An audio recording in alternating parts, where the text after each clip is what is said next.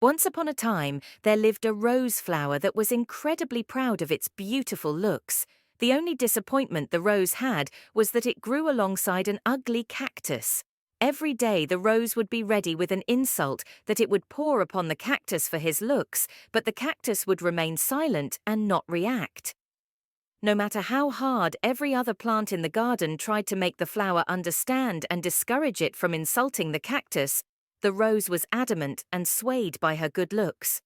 One day, a pine tree, growing next to the blossomed rose, said that it wished it was a beautiful flower and hoped it could also be as appealing one day.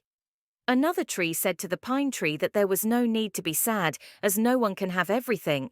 Hearing the conversation, the rose replied to the trees, and that it seemed like she was the most beautiful flower in the whole forest. Listening this, the sunflower raised its yellow head and said, "Why do you say that? In the whole forest, there are many beautiful flowers, and you are just one of them." To this, the rose replied that it saw everyone looking at her and admiring her. The next moment, the rose used her cunning wit by humiliating the cactus by calling it ugly and full of thorns.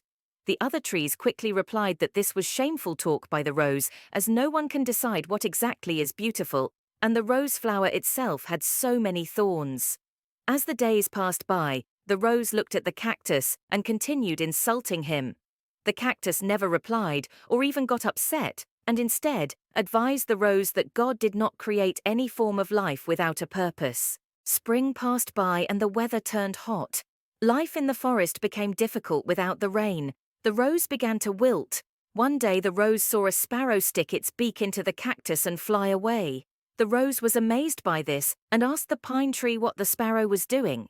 The pine tree replied that the bird was getting water from the cactus, which was hurting the cactus due to the holes created inside it, but it could not see the birds suffer, and therefore it was helping them.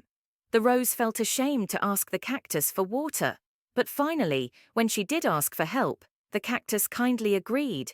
The sparrows filled their beaks with water and watered the rose's roots. Moral of the story. The moral of this short story is not to judge anyone by their appearance. In the story, the rose judged the cactus as ugly just because of his outer appearance, but in reality, it was the cactus who helped the rose to stay alive during the summers, when there was no rain. If you like this story, subscribe to our channel and don't forget to like and share the video. Your feedback will motivate us even more.